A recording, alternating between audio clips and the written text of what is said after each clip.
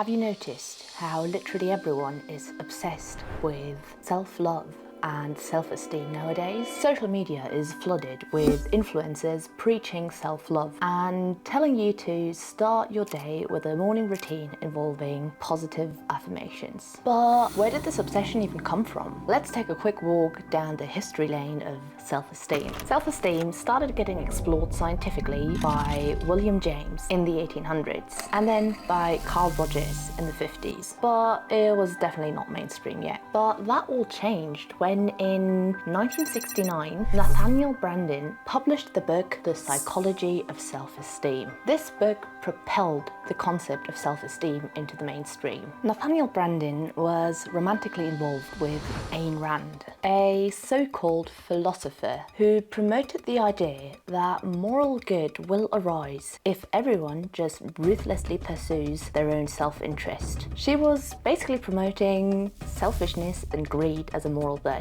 Rand and Branden were huge believers in the idea of individualism. Branden basically said low self-esteem is the root of all our problems, and people bought into it because the idea of self-esteem as a cure for all societal problems came at a critical time. The USA in that time, in the 1970s, was transforming from a nation of workers and turning into a nation of salesmen. Blue-collar jobs were becoming white-collar jobs. So interpersonal relationships and networking became more and more important to succeed at work. Suddenly, how confident you seemed mattered more than what you could actually do. Self-esteem became a performance. The 1970s marked the rise of neoliberal economics. So this obsession with self-esteem and individualism fit right into that time frame. The obsession with self-esteem didn't just align with the rise of sales culture, it actually sold products. Because what screams confidence than buying a new car that you can't afford? This all perfectly ties in with the rise of financialization. In the end, the idea that how confident you seemed mattered more than what you could actually do oozed into corporate management trainings and into your boss's favorite TED Talk.